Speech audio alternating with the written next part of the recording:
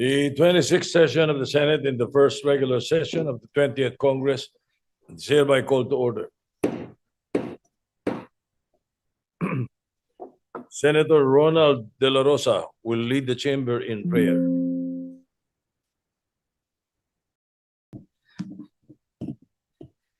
In the name of the Father, of the Son, and the Holy Spirit, Almighty God, we thank you for the gift of service to our nation.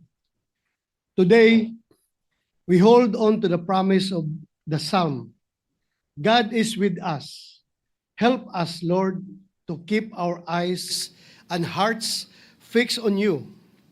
Equip us with your courage so that we are not weighed down by corruption, political division, or despair. Strengthen us to proclaim truth, to uphold justice, and above all, to show compassion. Our people now face a loss of trust in their leaders. Grant us wisdom, Father, to craft laws that remind them not of our positions, but only of your presence. May this Senate be a place of light where only your goodness and mercy reign.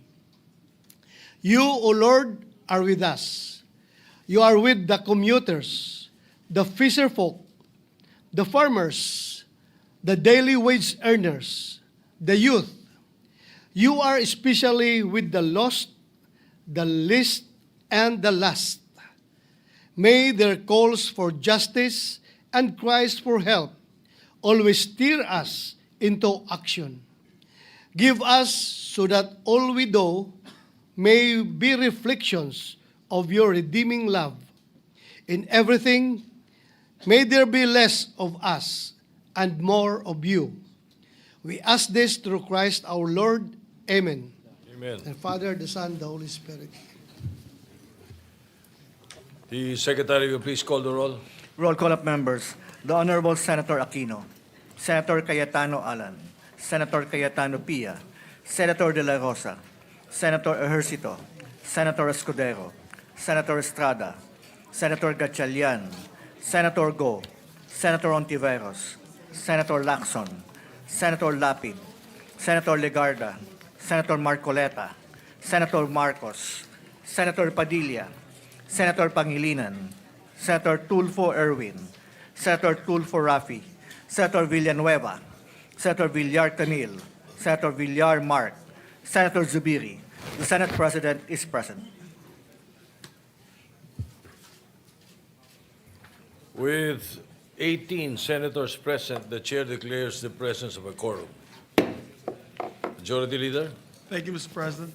Mr. President, we have several guests in the gallery before we take up our business for the day. We have with us my guests from my district of and town of Dangcagan, Bukidnon, Honorable Mark Vincent Dandasan and his lovely wife, Barangay Councilor Rosalie Dandasan, is with us together with the LGU staff of the municipality of Dangcagan, Bukidnon. We also have with us, Mr. President, guests of Senator Bam Aquino. These are the ECPC Philippines, headed by Michael Conan de Mabayao and Leonardo Hernandez, as well as Miss Philippines Earth, Miss Joy Barcoma, also guest of Senator Bam Aquino. And we have with us guest of Senator Ontiveros, Miss Furlane Mata Mostoles, the first runner-up of Miss Freedom of the World, together with Lady Lindbergh Mostoles, and guests of Senator Kiko Pangilinan, Mayor June Sumbo of Malapatan, Sarangani, and we also have a guest of the Senate.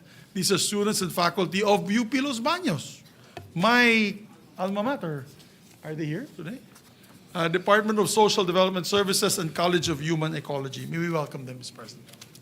Thank you very much, Majority Leader. We'd like to welcome all the guests that were mentioned by our Majority Leader. Welcome to the Senate. Perhaps you would like to introduce the two beauty queens to Senator Sherwin Gatchalian. Actually, that's an ongoing request of his staff, Mr. President, if we can find him a date, because Without that, they go home at midnight every night. I do not know if the Labor Department would like to look into that. But yes, Mr. President, You may kidding proceed. aside.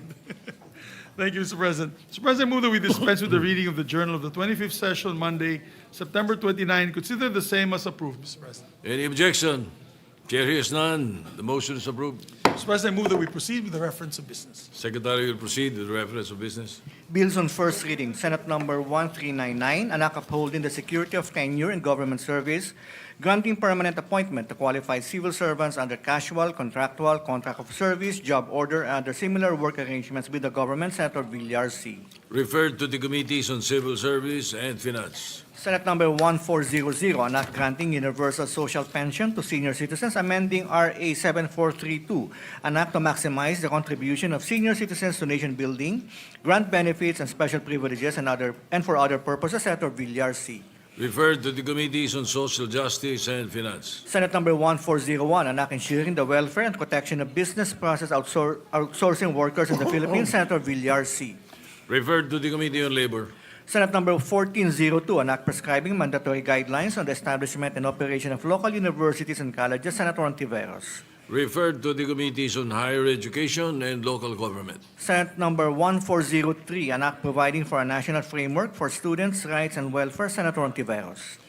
To the Committees on Higher Education and Basic Education. Senate Number 1404, an act strengthening the Commission on Human Rights as a national human rights institution, Senator Tulfo E. To the Committees on Justice, Civil Service, and Finance. Senate Number 1405, an act further amending RA 7277, the Magna Carta for Persons with Disability, as amended, to provide for the lifetime validity of identification cards issued to persons with permanent disability, Senator Tulfo E. To the Committee on Social Justice. Senate Number 1406, an act further amending Republic Act Number 11213, the Tax Amnesty Act, as amended by RA 11569 and RA 11956, by extending the period of availment of the estate tax amnesty until June 14, 2027, and for other purposes, Senator Tulfo E. Referred to the Committee on Ways and Means. Senate Number 1407, an act mandating the establishment of dialysis centers in all national, regional, and provincial hospitals, providing free dialysis treatments to indigent patients, and appropriating funds therefore, Senator Tulfo E. To the Committees on Health, Social Justice, and Finance. Senate Number 1408, an act providing for an across-the-board increase in the basic monthly salary of public school teachers and appropriating funds therefore, Senator Tulfo E.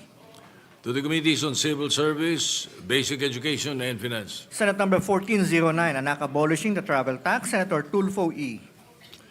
To the Committees on Ways and Means, Tourism, and Finance. Senate Number 1410, an act providing subsidies for indigent public utility drivers in the payment of fees and charges for certificates and clearances required by the LTO in applying for a professional driver's license, Senator Tulfo E.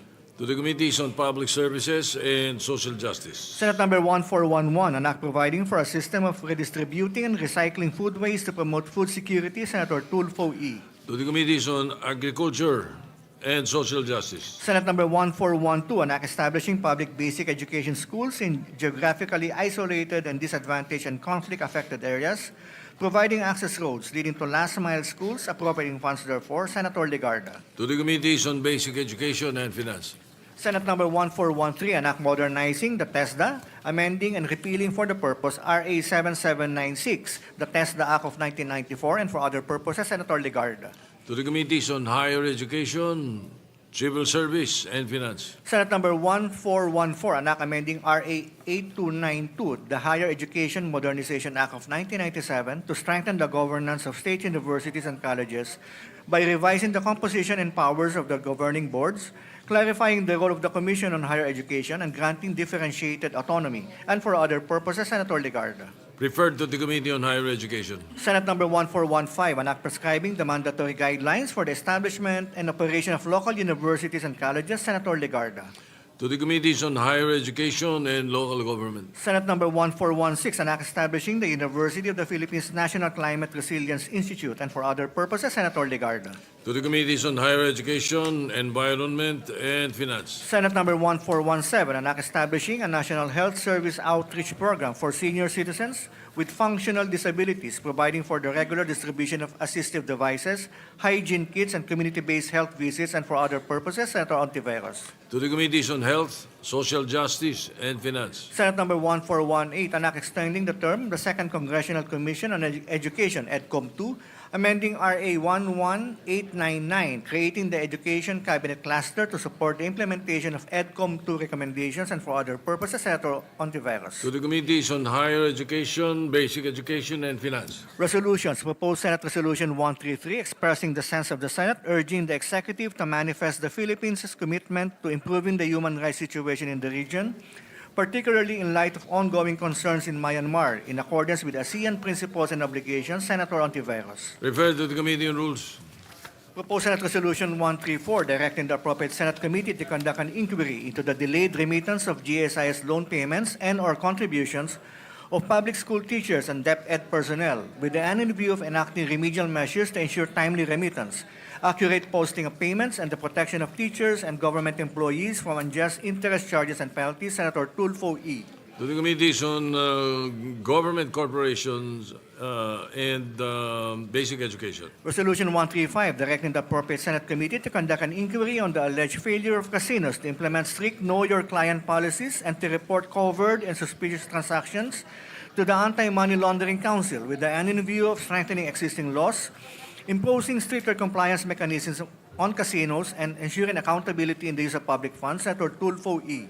To the Committees on Games and Banks. Resolution number 136, directing the Committee on Health and Demography to conduct an inquiry in aid of legislation on reports of bullying, harassment, and abuse of authority in hospitals, with the end in view of ensuring safe and healthful working conditions for healthcare professionals. Senator Tulfo R. To the Committee on Health.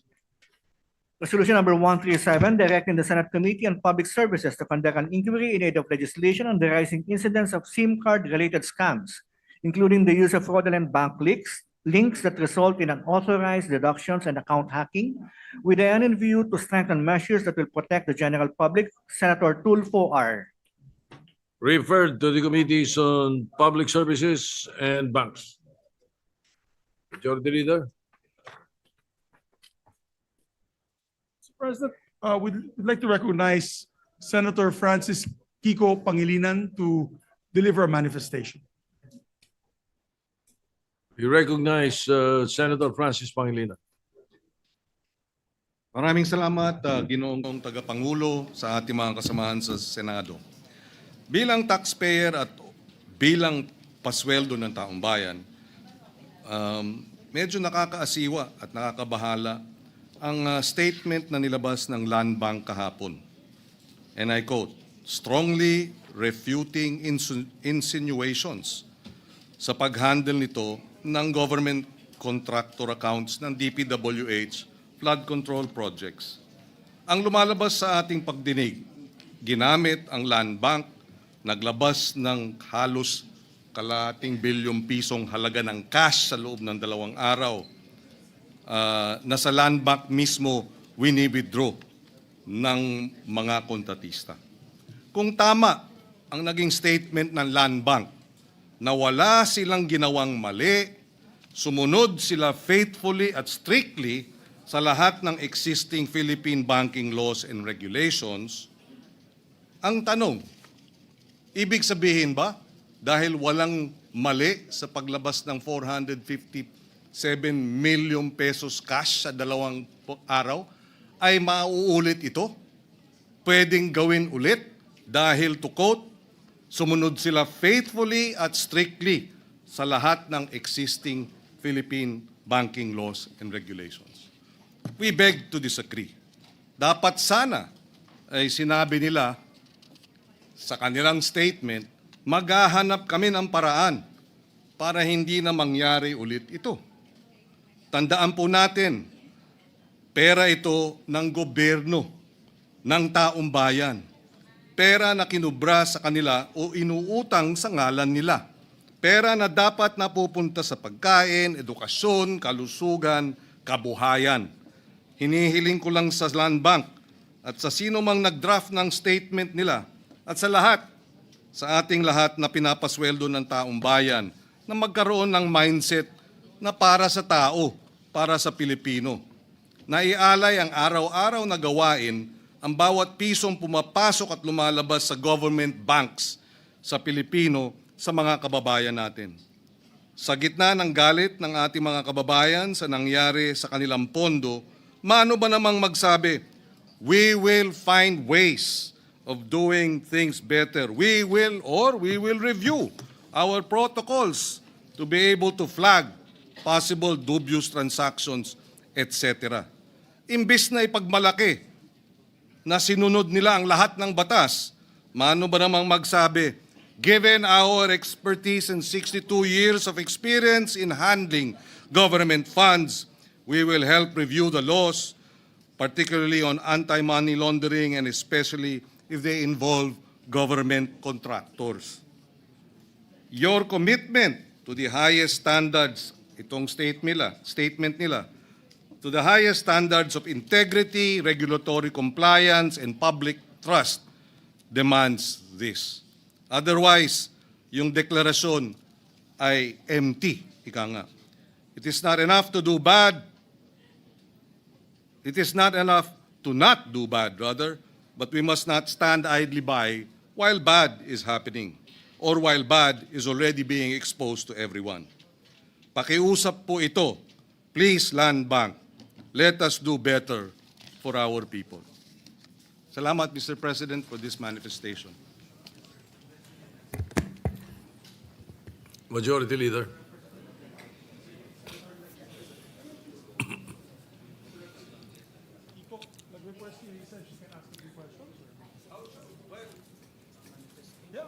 Mr. President, our distinguished Deputy Majority Leader would like to ask just a few questions to the proponent of the manifestation. Senator Risa Ontiveros is recognized. Salamat po, Mr. President. Mari bang magtanong ng ilang clarificatory questions sa good gentleman? Yes, willingly to the Senator from Panay Island and the Republic of the Philippines. Salamat po, Mr. President. Kung talagang faithfully sinusunod ng Land Bank yung mga applicable banking laws sa isyung iniimbestiga natin sa Blue Ribbon Committee, ano sana dapat ang kanilang ginawa, Mr. President? Well, under the AMLA law, they are mandated to report suspicious transactions, number one. I understand they probably did it, but here comes now AMLA. What did they do with the suspicious transaction report? Kung ito ay galing sa DPWH, hindi ba dapat sana ay tinawagan nila ang Land Bank at alamin ang detalye? At hindi ba sana, kung hindi tumawag ang AMLA, ay tumawag ang Land Bank sa AMLA? Paano ba naming ano ba ang dapat gawin dito? 457 million cash ang winidraw galing sa pondo ng DPWH.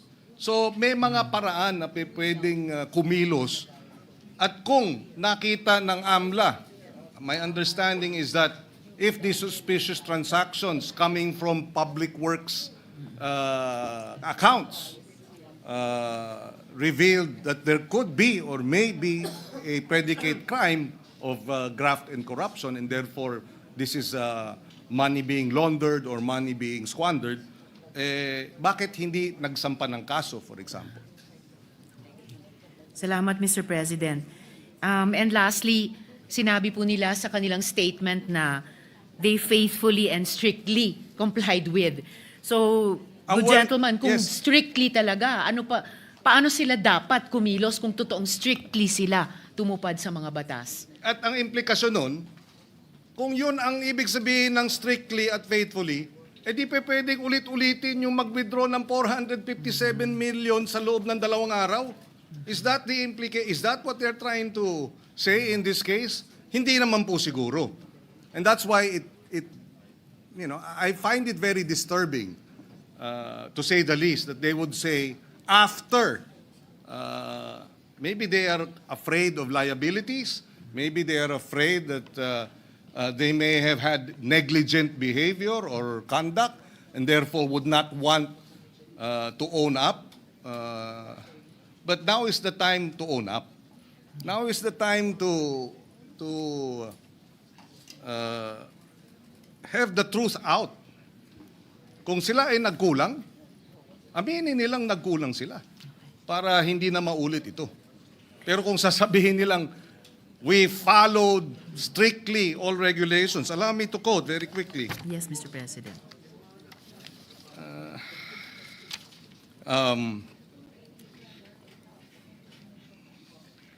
These funds are legitimate government allocations, not private or unverified sources. Land Bank or any other financial institution has no legal authority to block or question duly appropriated government disbursements. This is all very legalese. And if we're going to use, legalese language in order to gloss over the fact that no matter how you look at it, 2 days, cash transactions, 457 million pesos. How can that in any way be unsuspicious or regular? And I take note, Mr. President, galing pa sa isang abogado na pinapaalalahanan tayong lahat, huwag tayong palimita sa legalese lamang. So huling-huli, Mr. President, so may nakikita na po ba ang good gentleman na mga applicable laws na bukod sa, of course, kabuang committee report sa Blue Ribbon, pero particular dito sa statement ng Land Bank, applicable laws na malamang kailangang amyendahan para talagang mabigyang daan ang faithful at strict compliance ng ating mga government banks sa ganitong mga usapin? Well, immediately I would like to think government banks cannot be treated the same way as private banks, especially when it comes to precisely public interest involved in the amounts, in the accounts of government agencies. So there has to be a different set of rules and regulations covering government banks such as the Land Bank of the Philippines or the DBP. Now, as to the specifics as to what these provisions of law, amending the AMLA perhaps, is concerned, we can look into that. But clearly, we cannot allow government banking institutions to have the same set of rules and regulations as we would have private banking entities and corporations. Maraming salamat, good gentleman at Mr. President. Totoong dapat ang mga government entities ay higit pa na accountable. No? Of course, there's accountability from private sector, civil society, pero kapantay at higit pa doon mula sa mga government institutions. Maraming salamat po. Maraming salamat at thank you, Mr. President. Thank you, Majority Leader. Yes, our distinguished colleague, Senator Rafi Tulfo would like to be recognized. Senator Rafi Tulfo is recognized. Thank you, Mr. President. Would the good senator from Pampanga allow me to Quezon ask City. one question? Yes, Of the Philippines. willingly to the gentleman from Isabela and Isabela and Davao. Davao. Mr. President, thank you.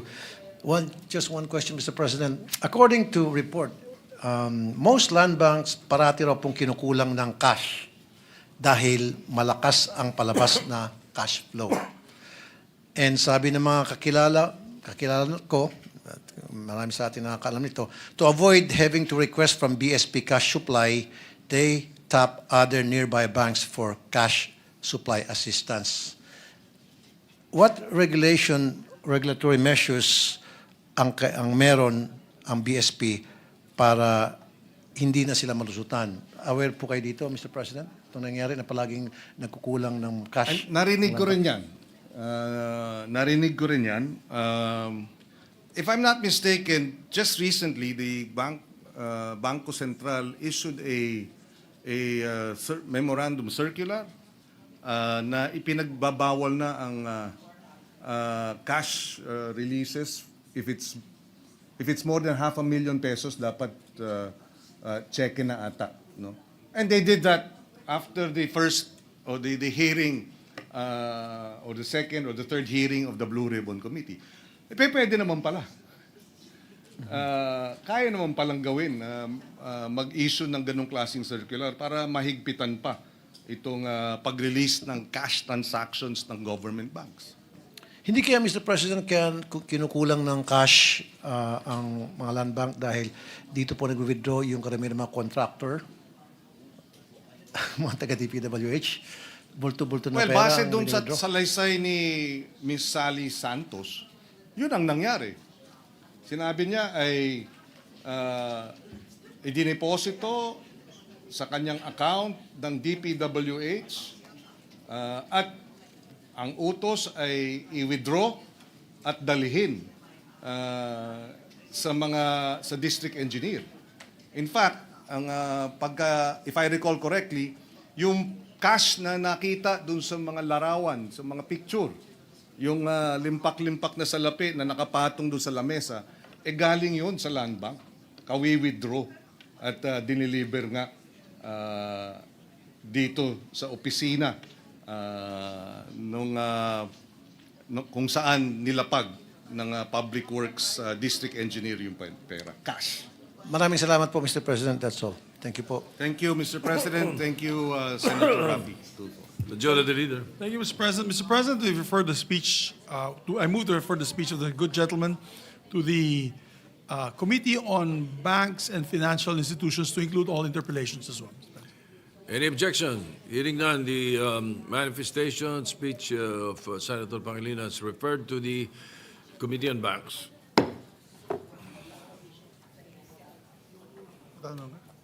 We recognize, Mr. President, Senator Jinggoy Estrada. Senator Jingo Estrada is recognized. Thank you, Mr. President. Mr. President, just an inquiry, Mr. President. I was tasked by my fellow minority senators.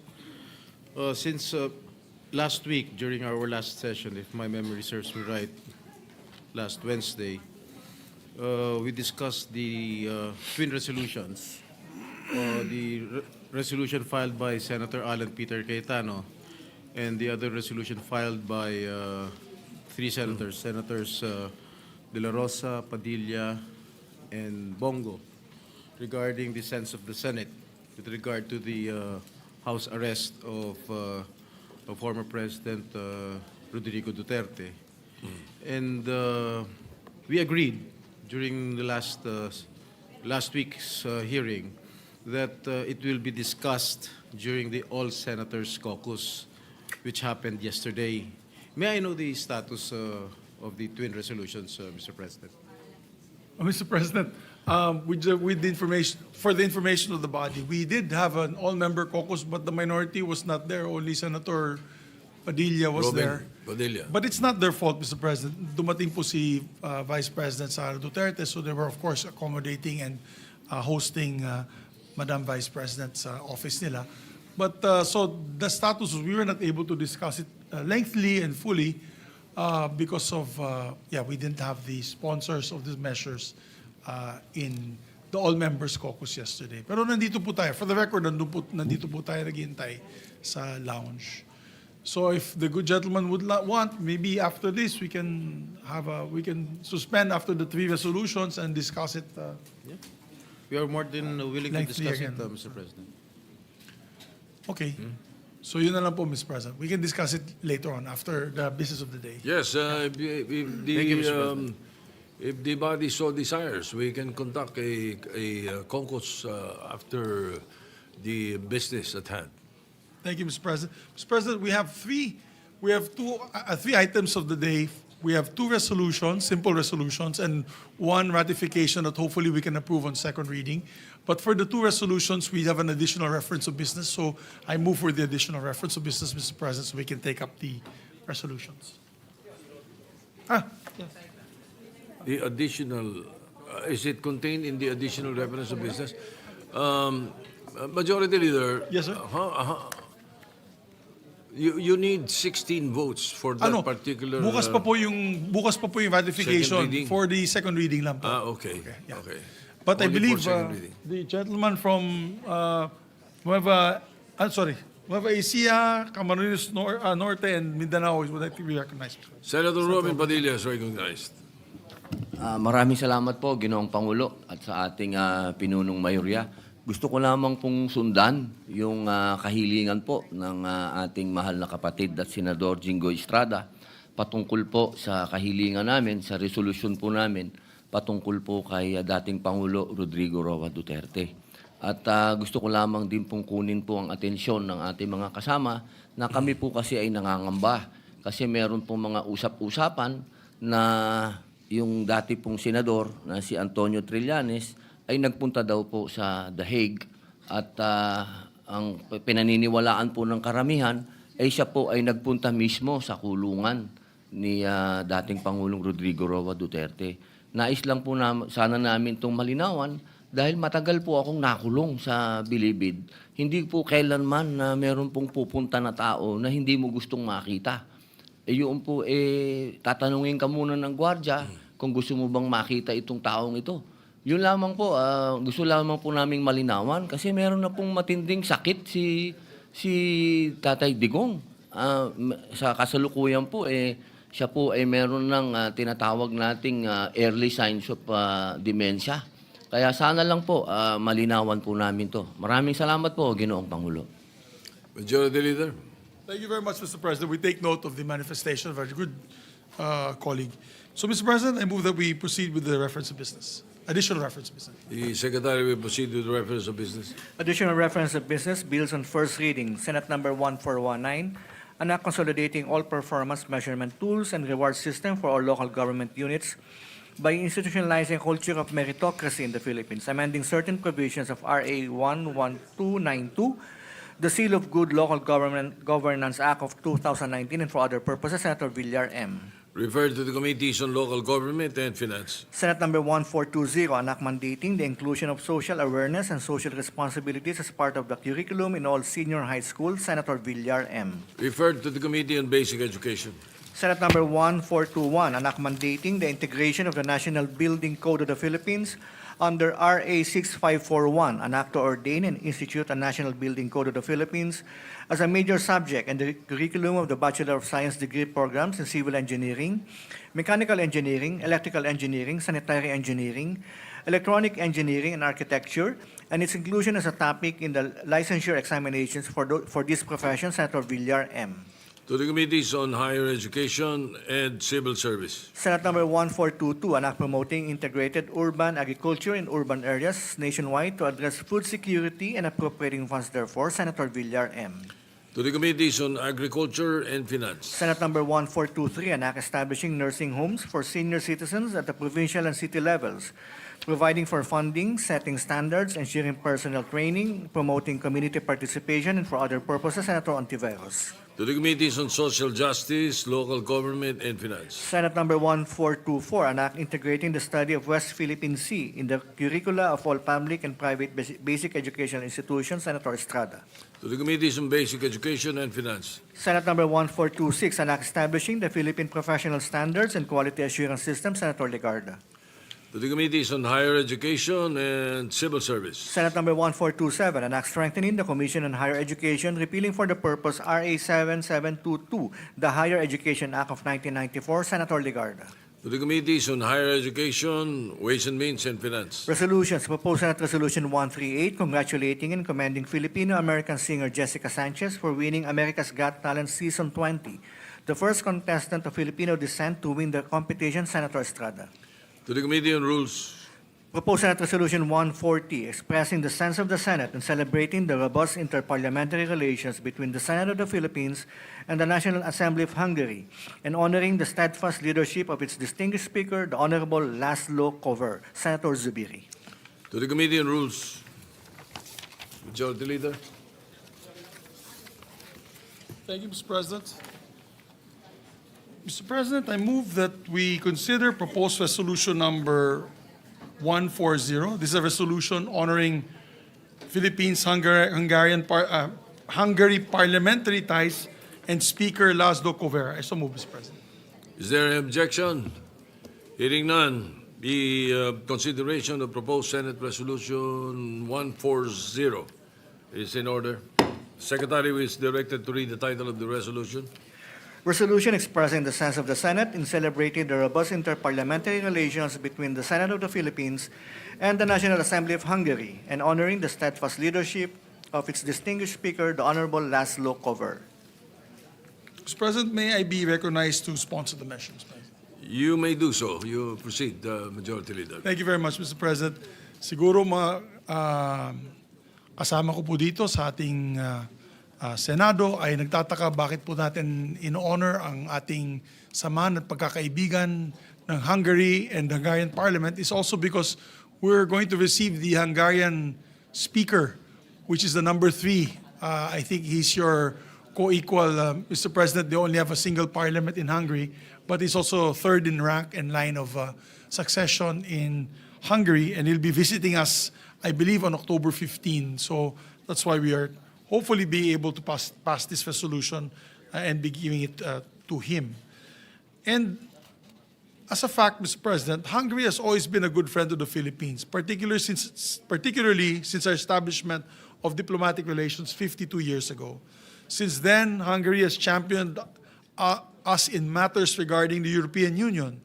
As a matter of fact, when we pushed for our status as priority beneficiary of the General Scheme of Preferences, or GSP, and our ongoing negotiations for free trade agreement, it is Hungary that's in the forefront of pushing for these two measures to be approved by the European Union Parliament.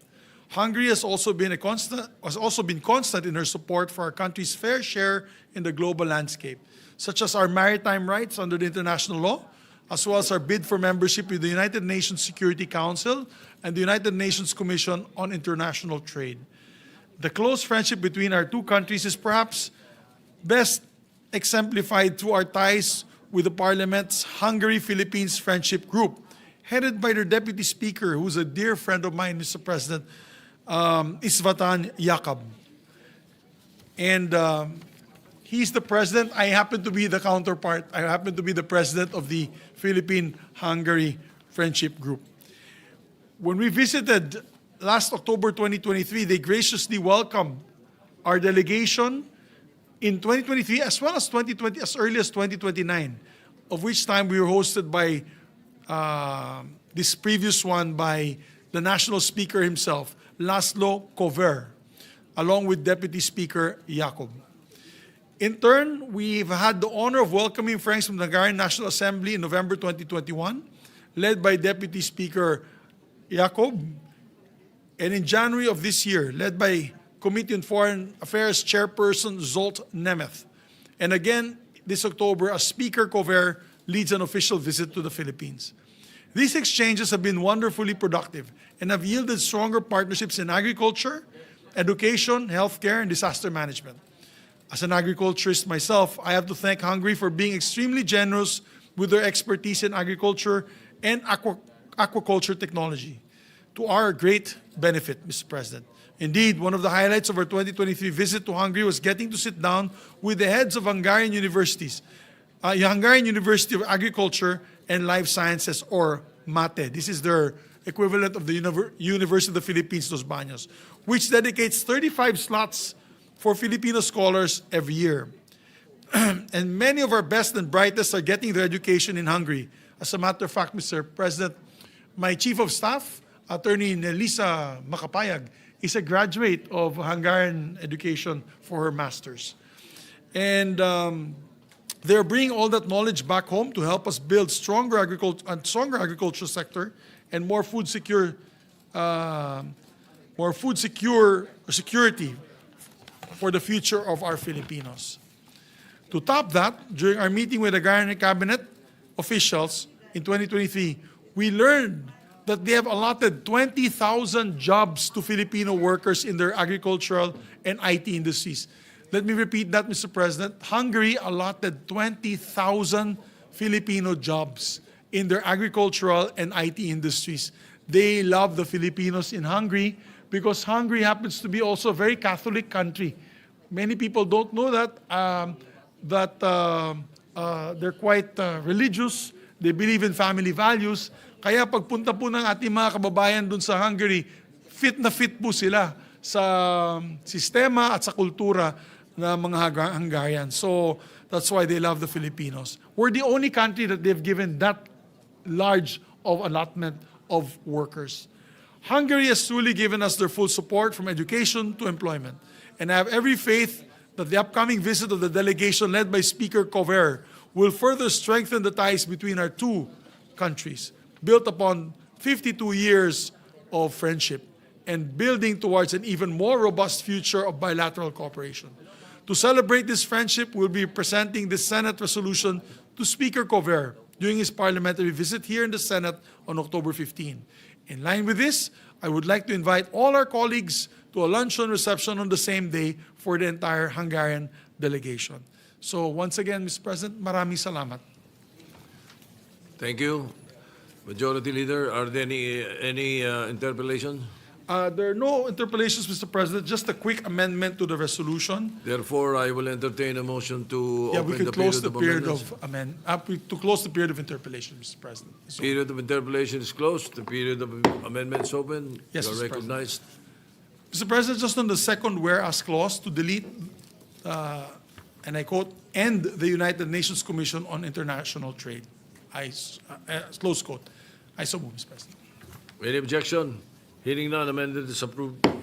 There being no other amendments, move to close the period of amendments. Any objection? Hearing none, period of amendments closed. Mr. President, with that, I move to adopt Senate Resolution number 140, subject to style. I so move, Mr. President. Any objection? Hearing none. PS Resolution 140 is hereby approved.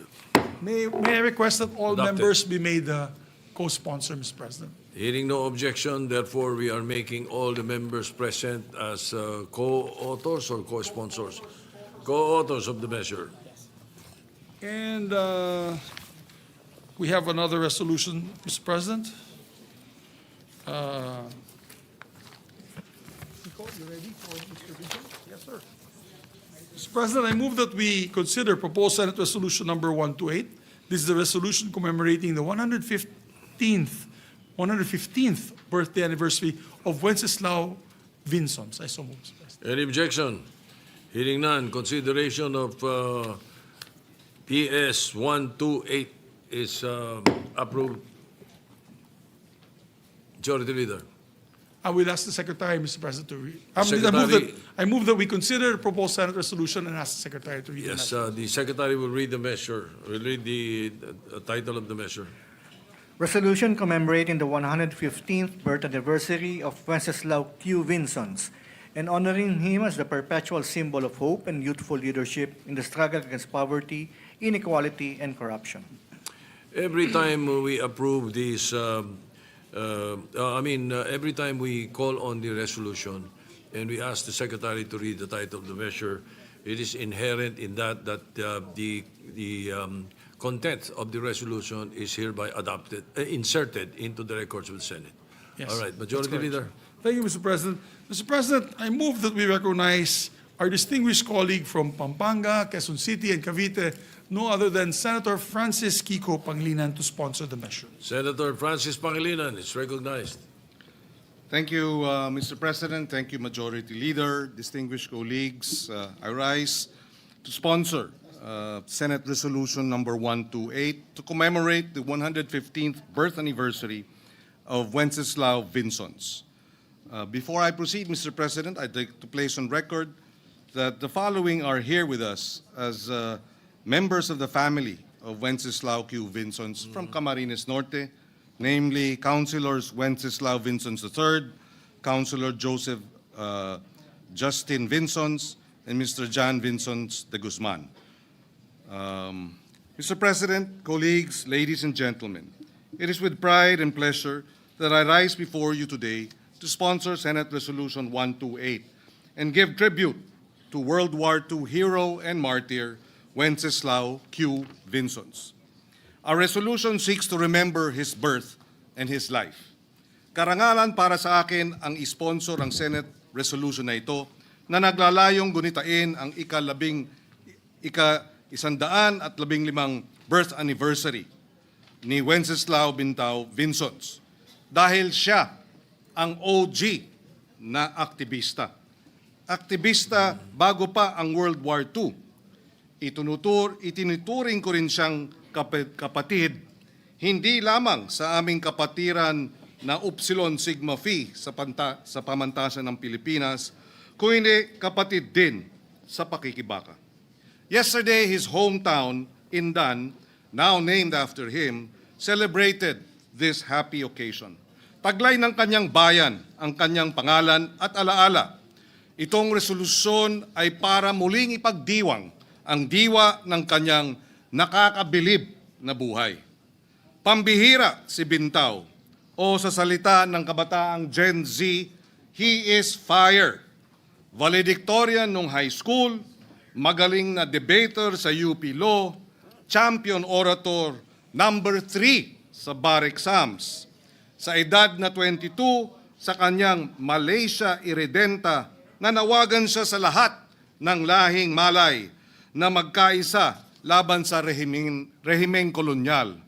Ganyang kalawak ang kanyang pananaw. Tulad na nabanggit ko kanina, naalala ko si Bintao bilang ama ng aktivismo ng mga mag-aaral, the father of student activism in the Philippines. Dahil noong 1930s, sinubukan ng mga mambabatas na itaas ang sariling mga sweldo at nanguna si Bintao sa mga estudyanteng lumabas sa mga lansangan para tutulan ito. Sa panahong mas madali ang tumahimik, naglakas loob siyang magsalita. Sa mga protesta nitong nakarang mga araw tungkol sa flood control scam, parang boses din ni Bintao ang isinisigaw ng mga nagpoprotesta. Hindi pwedeng manahimik, pakikipagsabwatan ang pananahimik. Sa salita ni Bintao noong kinukumbinsi siya ng asawa niya na wag nang labanan ang mga mananakop na Hapon, sabi niya, "If I stay silent, they will still come. If I kneel, our children will grow up slaves. It is better they remember their father stood, even if he must fall." Si Wenceslao Vinzons din ang pinakabatang delegado sa 1934 Constitutional Convention. Later, naging gobernador ng Camarines Sur at naging assemblyman ng nasabing lalawigan. Nang dumating ang ikalawang digmaang pandaigdig, pwede sana siyang manatili sa Maynila, ang sentro ng kapangyarihan. Sa halip, umuwi siya sa bayang tinubuan para organisahin ang isa sa mga unang kilusang gerilya sa Luzon. Tinipon niya ang mga kababayan niyang mga magsasaka na may bolo, mga estudyanteng may mga patpat, mga mangingisda na may mga lumang rifle, at binuo ang halos 3,000 guerrilla force sa Kabikulan. Hindi mga sundalo, hindi malalakas na armas. Sa ehemplo niya, itinuro niya na lakas ng loob ang pinakamalakas na armas. At dahil sa tapang niyang iyon, siya ay tinugis ng mga Hapon, pinagtaksilan, nahuli, binugbog, pinahirapan, inalok ng ginhawa kung ipagkakanulo ang mga kasama. Pero tumanggi siya. Noong Hulyo 15, 1942, sa edad ng 31 anyos, bago siya barilin, sinabi pa niya, "Huwag matakot. Mamamatay tayo para sa ating bansa. Balang araw, magiging malaya ang ating mga anak." Kahapon, Vinzons Day, pinapaalala ng araw na ito at ng buhay ni Bintao na ang aktivismo ay pagmamahal sa bayan, na ang pamumuno ay hindi tungkol sa kita o poder, kundi sakripisyo at serbisyo, na ang kalayaan at mabuting pamamahala ay hindi kailanman ibinibigay, lagi itong ibinabaka o ipinaglalaban. Maaring may magtanong, ano ang kinalaman ng isang kabataang Pilipino na nabuhay noong 1930s at 1940s sa ating mga digital natives na kabataan ng bagong milenyo? Ang sagot ko, lahat. Dahil sa panahong pwede nang magsulat, magpasya o manlinlang ang makina, social media, higit kailanman kailangan natin ang tapang, konsensya at pakikipagkapwa-tao. Huwag nating ipagkanulo ang alaala ni Vinzons. Tumindig tayo laban sa baha, hindi lamang ng tubig, kundi ng katiwalian. Dahil dalhin natin ang kanyang tapang sa ating mga silid-aralan, sa ating mga barangay, sa ating mga tanggapan, at oo, sa mga bulwagan ng Kongreso ng Senado. Tumindig si Wenceslao Vinzons, kapatid, gobernador, bayani, kahit kamantayan ang kabayaran ng kanyang pagtindig. Tunay siyang palagiang sagisag ng pag-asa, ng kalayaan, ng tapang ng kabataan. Tulad niya, harapin natin ang hamon ng kahirapan, di pagkapantay-pantay at korupsyon na siyang sumisira sa ating demokrasya. Naway tayo sa ating panahon ay tumindig din. Sa ating araw-araw na pakikibaka, mabuhay ang alaala ni Wenceslao Vinzons, mabuhay ang sambayang Pilipinas. Maraming salamat, Ginoong Pangulo, at sa ating mga kasamahan sa Senado. Mr. President, may the good gentleman answer just one question from this representation? Mr. President, if Willingly to our majority leader. Go ahead. Go ahead. Thank We you, Mr. open the President. period of interpellation. Go ahead. Mr. President, I just want to ask, is there a law already recognizing Wenceslao Vinzons? Because if there's none, I would suggest that we pass a working holiday but a law. Meron na? There is a provincial ordinance, if I'm not mistaken, but there is no national law. So if the good gentleman, Mr. President, would like to spearhead one, I would love to be a co-author of that law. I think we should recognize him for his efforts. He was martyred in World War II because of his belief in freedom and of democracy, and his vigilance should be rewarded not just by mere resolutions in the Senate, not just by mere provincial resolutions. Kailangan tayo talaga ng batas. In fact, Mr. President, for the information of our colleagues, when he was killed, together with him was his wife, two children, and his father. They were all killed by the Japanese invasion forces. I visited Vinzons in 1991, and the story goes that before he was killed, he was paraded on the streets. He was paraded on the streets of Vinzons, which was, I'm not sure if it was Vinzons before. I think it was Daet. Yes, the members of the family, the grandson is here. And he confirms that the story, Mr. President. I'm trying to recall the name of the mayor then, but that was 1991. I think the Wenceslao Vinzons III was not born yet.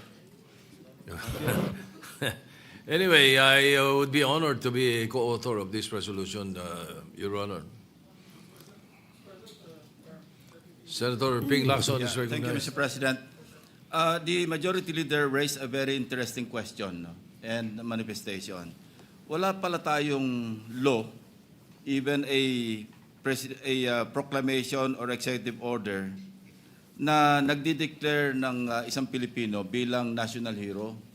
Even Dr. Jose Rizal and the others, by tradition lang. Yes. Naging national.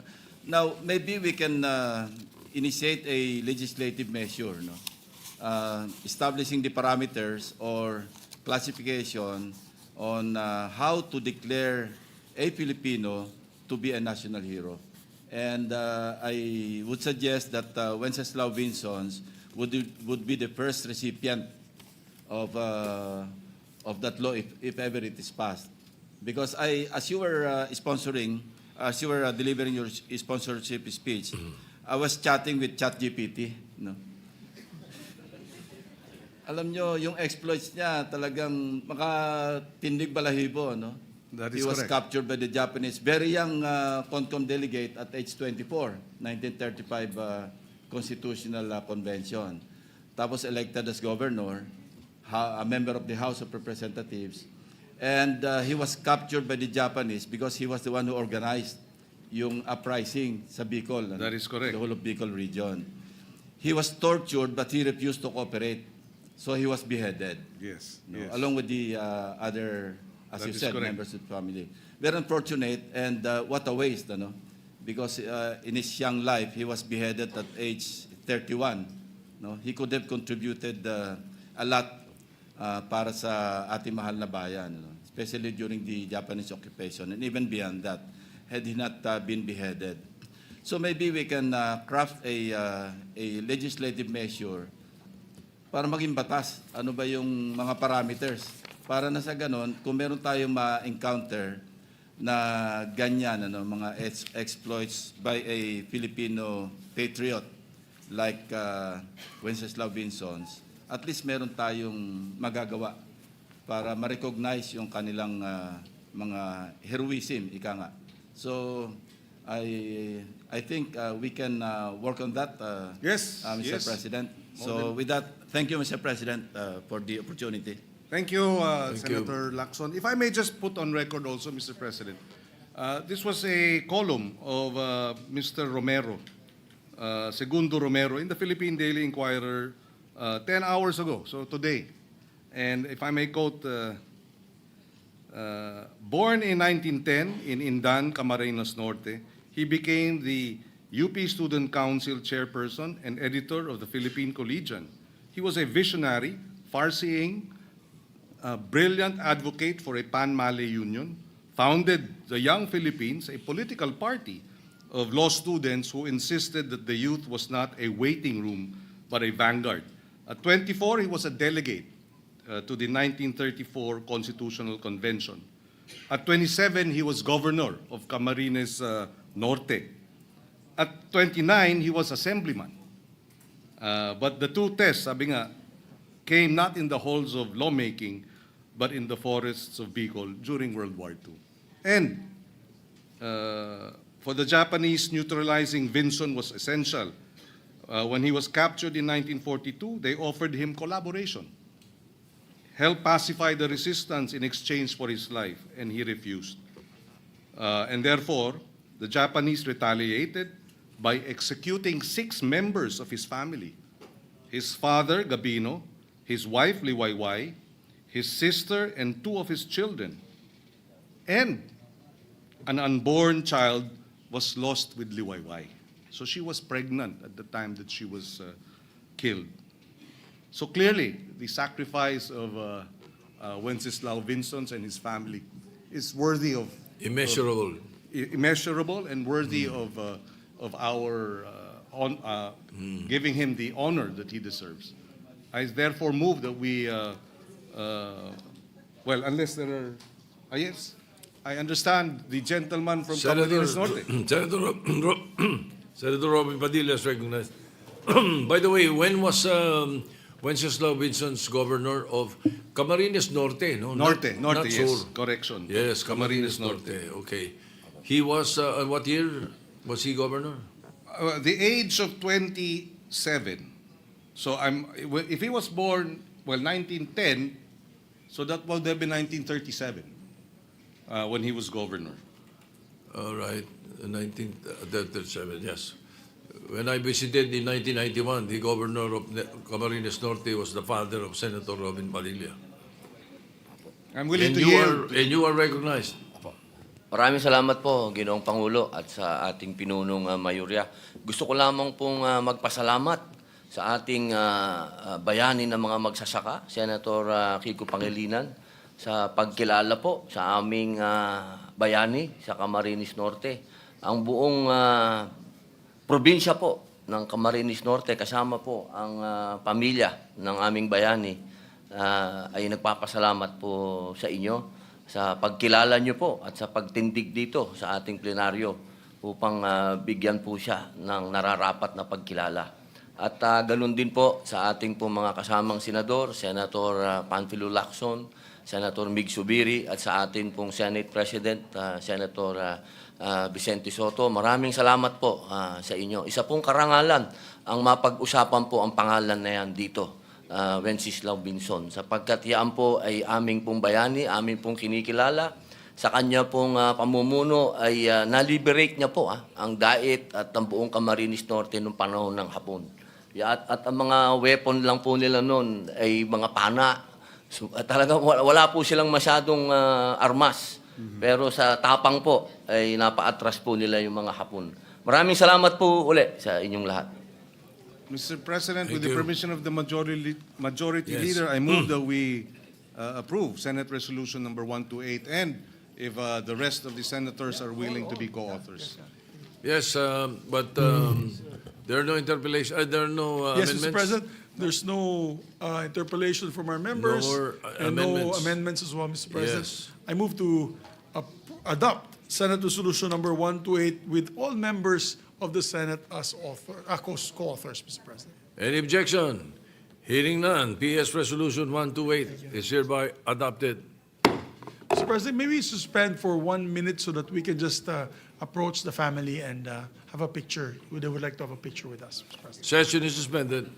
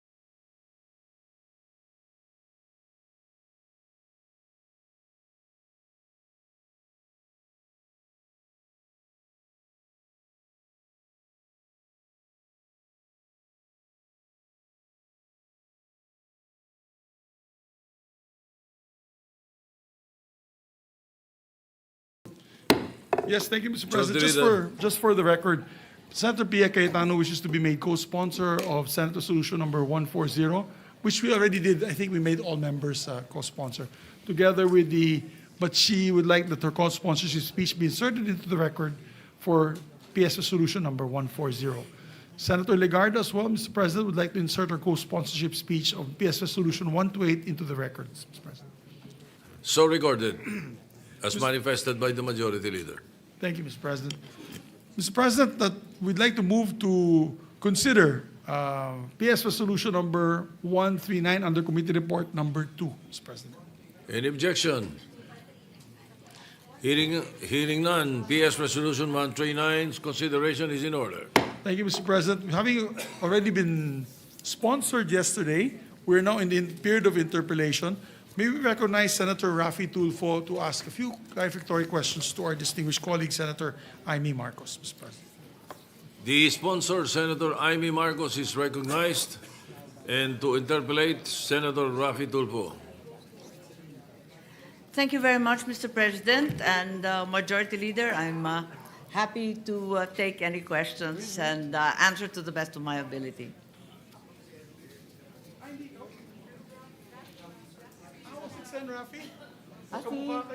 Ate Irving. Are you minute suspension, Mr. pertaining to Senator Raffy Tulfo or Senator Erwin Tulfo? They both look the same, Mr. President. My apologies. I thought it was Senator Irwin. May I ask for a minute suspension to locate the No, that interpolator? was, Mr. President, it was me. There it was it. All right. I'm correct. Senator Irwin Tulfo, Mr. President. Senator Erwin Tulfo is recognized. Thank you, Mr. President. Mr. President, distinguished colleagues, I rise today to manifest my support for the Senate's concurrence on Philippines-United States Letter of Agreement on Narcotics Control and Law Enforcement. Since its inception in 2011, during this enduring partnership has provided over $27 million to our country, resources that have significantly contributed to strengthening our justice system, enhancing the capacity of our law enforcement agencies, and advancing drug prevention programs. These initiatives have not only reinforced our institutions, but also provided vital support in our continuing struggle against the menace of illegal drugs. At the same time, Mr. President, we must carefully examine the supposed reimbursement to the United States for tax exemptions granted under the letter of agreement, a concern raised during the committee hearings on 11 September 2025. In addition, while we acknowledge this letter of agreement, we must ensure that from this point onward, the Department of Foreign Affairs submits treaties for Senate concurrence in a timely manner. We must ensure that our actions neither create an undue financial burden on our government nor set a precedent that may weaken the constitutional role of the Senate in concurring a treaty as enshrined under Article 7, Section 21 of the 1987 Constitution. With these considerations, Mr. President, I reiterate my support for the concurrence of this agreement, confident that it will continue to promote justice, law enforcement, and drug prevention, while also underscoring the importance of upholding our constitutional process. Mr. President, may the good lady from Ilocos Norte entertain some questions. Certainly, Mr. President. Thank you very much. Senator Erwin Tulfo, the right Tulfo. Madam, Mr. President, distinguished colleague, the question now is, what is the nature of the agreement entered into between the United States and the Philippines on narcotics control and law enforcement of April 19, 2011? Does it fall under the category of an executive agreement, or does it assume the character of a treaty? Yes, as it turns out, the law is presently viewed as a treaty, hence it requires the concurrence of the Senate. When it was signed in 2011, it was assumed that it was a mere executive agreement and a simple bilateral arrangement not requiring a treaty. However, as laid down, in fact, it turns out that specifically under CREATE, as well as CREATE More, it is in fact a treaty endowing the beneficiaries a tax exemption. And that is very clear and explicit under Section 32B5 of RA 12066, Create More. So that it is now necessary for us to concur in order to derive the benefits for PDEA, for the PNP, for DOJ, for DOH from the United States. They are also embarking upon a new project which requires a building and will entail quite a large expense in Palawan. And as a result, it is the first time they've actually invoked the tax exemption.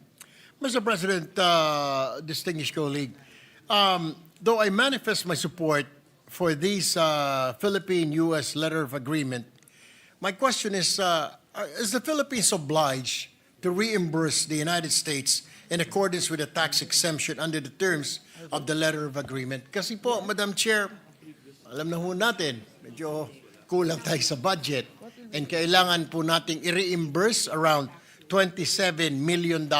Medyo malaki-laki rin pong pera din po yun. I mean, $27 million na exemption sa ating bansa. No. As a matter of fact, all the expenses and the donations and grants given by the United States previously were subject to tax, but we will no longer be required to refund the United States government of those taxes. But moving forward into the future, we will be required to provide the sums in tax paid by the U.S. government by way of their tax exemption. Thank you, distinguished colleague. Mr. President, maraming salamat po. That's all. Maraming salamat. Si Senator Tulfo po ang nagtiyaga maghimay nitong tratado kasama ko. Kaya salamat po. Thank you very much, Mr. President. Yeah.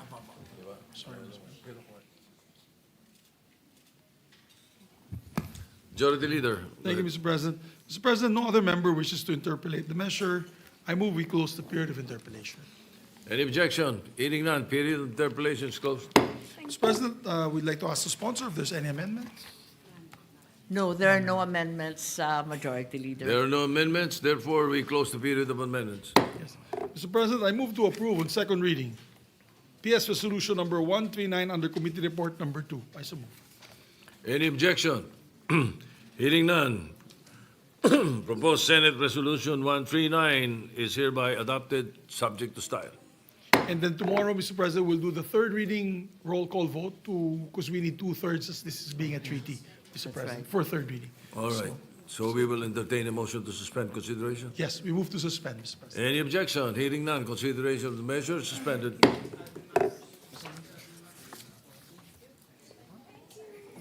May I ask for a minute suspension, Mr. President? 1 Senate minute. I thought you wanted to go into a caucus. Correct, Mr. You President. want to do it now? I move for a 1 Senate minute All right. suspension. Or if you Session want an- suspended for 1 Senate minute.